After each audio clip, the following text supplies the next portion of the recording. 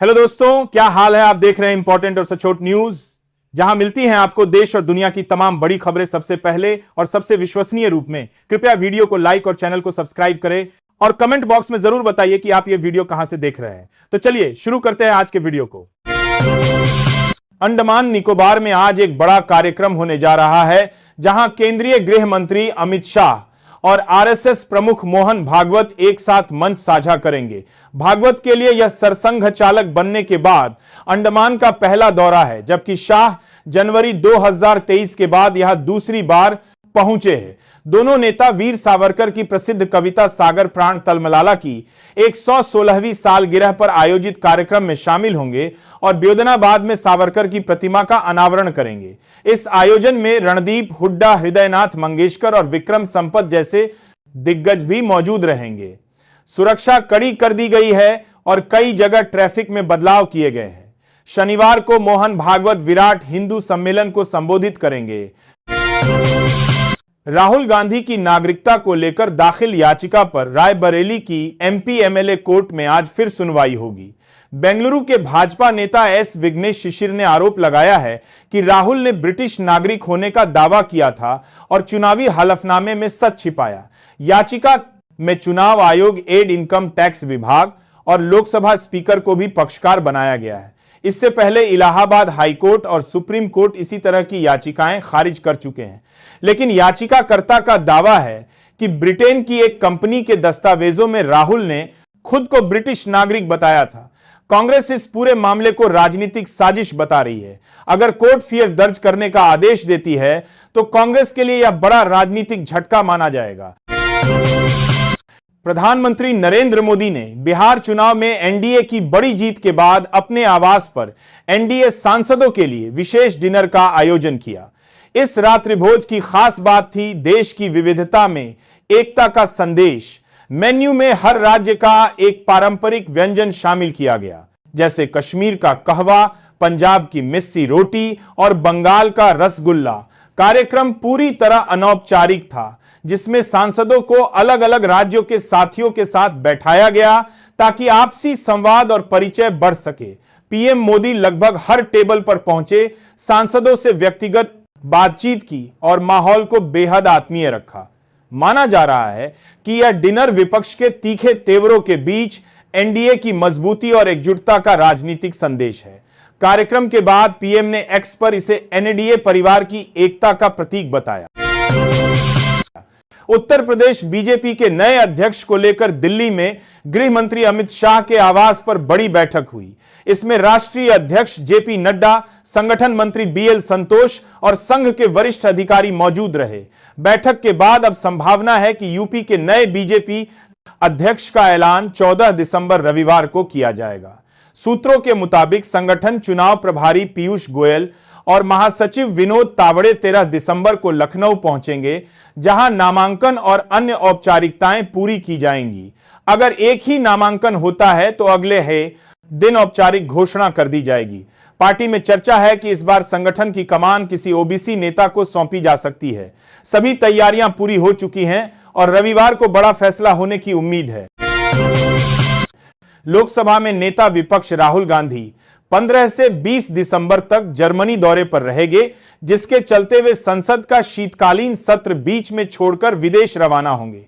इस 5 दिवसीय दौरे में राहुल 17 दिसंबर को बर्लिन में इंडियन डायस्पोरा के साथ विशेष इंटरेक्शन और डिनर कार्यक्रम में शामिल होंगे। इसके अलावा वे जर्मन सांसदों और सत्ताधारी दल के नेताओं से भी मुलाकात करेंगे। उनके दौरे को लेकर राजनीति तेज हो गई है। बीजेपी ने उन पर निशाना साधते हुए कहा कि वे संसद सत्र के दौरान अक्सर विदेश में रहते हैं और महत्वपूर्ण समय पर दिखाई नहीं देते। जवाब में कांग्रेस ने कहा कि पीएम मोदी के कई विदेश दौरे भी सत्र के बीच ही हुए हैं, तो राहुल पर सवाल क्यों? राहुल का कहना है कि उनका कार्यक्रम पहले से तय था और वह देश का प्रतिनिधित्व करने जा रहे हैं। देश भर में चल रहा सर यानी स्पेशल इंटेंसिव रिवीजन राजनीतिक दलों के लिए बड़ी मुसीबत बन गया है। 11 दिसंबर की डेडलाइन बीत जाने के बाद भी 6 राज्यों में समय सीमा बढ़ानी पड़ी है। सबसे बड़ी दिक्कत 85 वर्ष से ऊपर के मतदाताओं की सत्यापन प्रक्रिया में आ रही है, जहां चुनाव आयोग बीएलओ को घर जाकर फोटो लेने का निर्देश दे रहा है। पश्चिम बंगाल खासकर मथुआ समुदाय में इसका गहरा विरोध है, क्योंकि कई परिवारों के पास अपने दादा दादी के नागरिकता प्रमाण नहीं है। बंगाल और यूपी में हजारों लोग नागरिकता साबित करने के संकट में है, क्योंकि सर 2003 से पहले का रिकॉर्ड मांग रहा है जो लोगों के पास नहीं है। शरणार्थियों, प्रवासियों और बाढ़ प्रभावित परिवारों के लिए यह प्रक्रिया और मुश्किल बन गई है। सर अब हर पार्टी के लिए राजनीतिक जोखिम पैदा कर रहा है। मध्य प्रदेश के मुख्यमंत्री मोहन यादव के 2 साल पूरे हो गए हैं और इस अवधि में सरकार ने किसान, महिला, युवा और आदिवासी वर्ग के लिए कई अहम फैसले लिए हैं। किसानों के लिए भावांतर योजना, सौर ऊर्जा संयंत्र, दुग्ध उत्पादन प्रोत्साहन और कृषक कल्याण मिशन शुरू किए गए।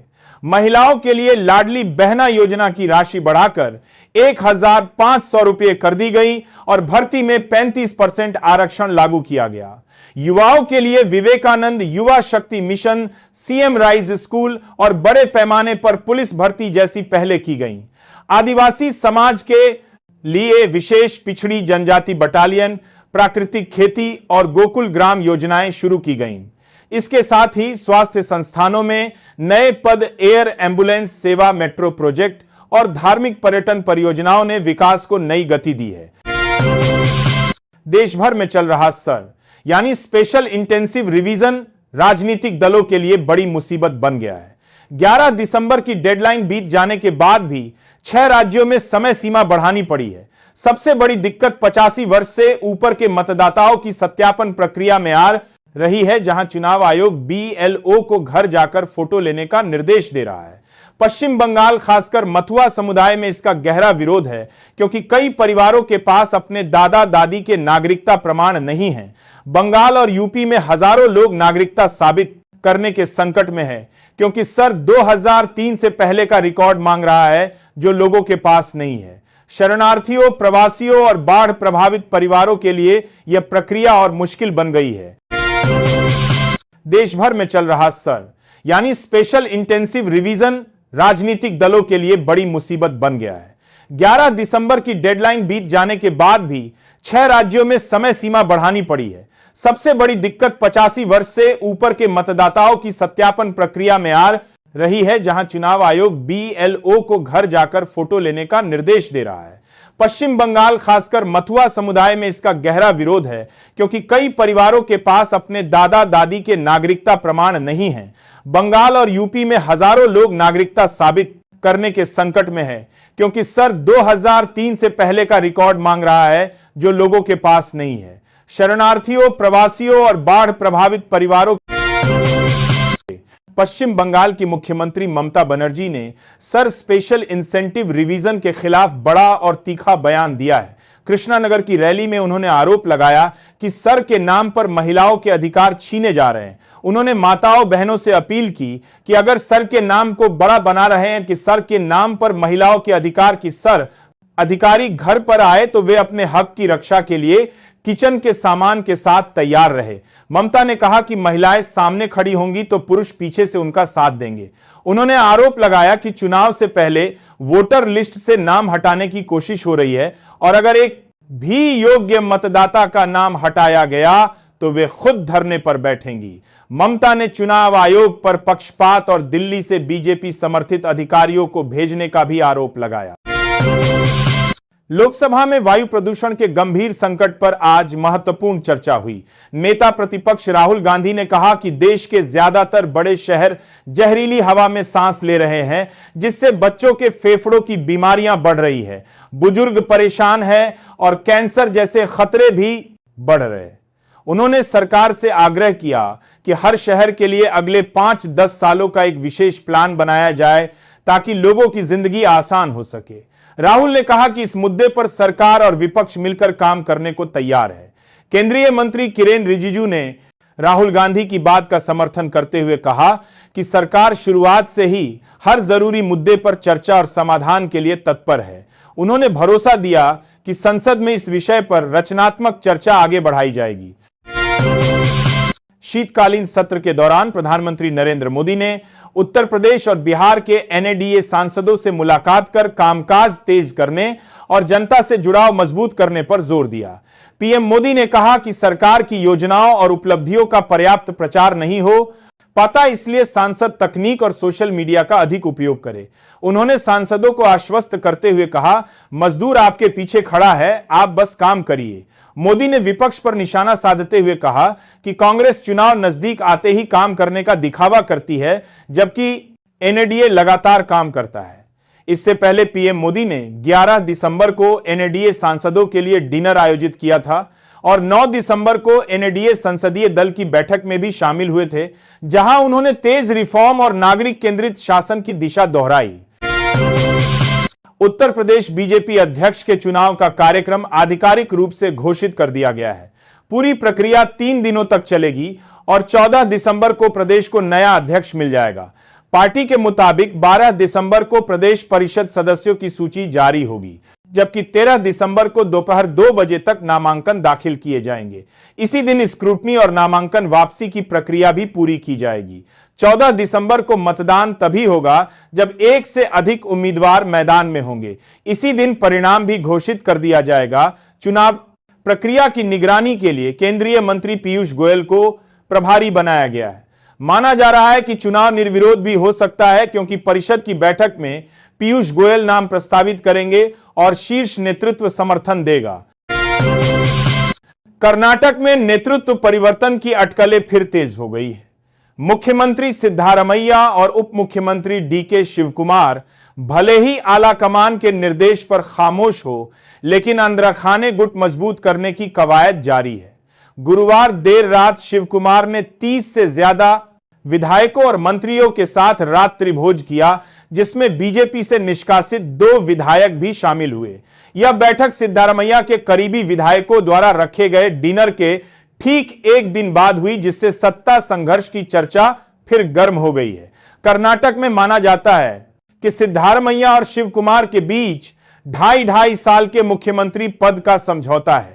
जैसे ही सरकार ने आधा कार्यकाल पूरा किया, नेतृत्व परिवर्तन की सुगबुगाहट बढ़ गई। हालांकि कांग्रेस हाईकमान ने हस्तक्षेप कर हालात फिलहाल शांत करवाए हैं।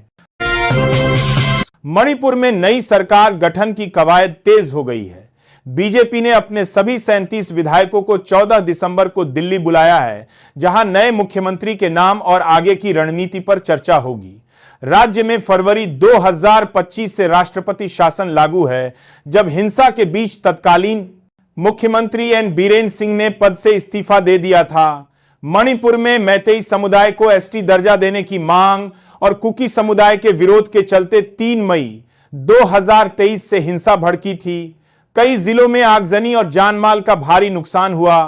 अब हालात ज्यादातर शांत है और बीजेपी फिर से सरकार बनाने की तैयारी में जुटी है। इस्तीफे के वक्त बीरेन सिंह ने जनता से माफी मांगते हुए उम्मीद जताई थी कि राज्य में जल्द सामान्य स्थिति लौटेगी। केंद्रीय कैबिनेट की बैठक में आज मोदी सरकार ने 3 बड़े फैसले लिए। सबसे अहम फैसला जनगणना 2027 के लिए 11,718 करोड़ रुपए के बजट की मंजूरी का है। यह देश की पहली डिजिटल सेंसस होगी, जो 2 चरणों में पूरी की जाएगी। 2026 में हाउस लिस्टिंग और फरवरी 2027 में आबादी की गिनती। सरकार का लक्ष्य है कि गांव और वार्ड स्तर तक डेटा तेजी से उपलब्ध कराया जाए। दूसरा बड़ा फैसला कोल सेटियू नीति को मंजूरी का है, जिससे कोयला आपूर्ति में पारदर्शिता और कुशलता बढ़ेगी। घरेलू खरीदार अब लिंकेज ऑक्शन में भाग ले सकेंगे, जबकि ट्रेडर्स को रोक दिया गया है। तीसरे फैसले में कोपरा 2026 सीजन के लिए एमएसपी को हरी झंडी मिली है, जो नारियल किसानों के लिए बड़ी राहत माना जा रहा है।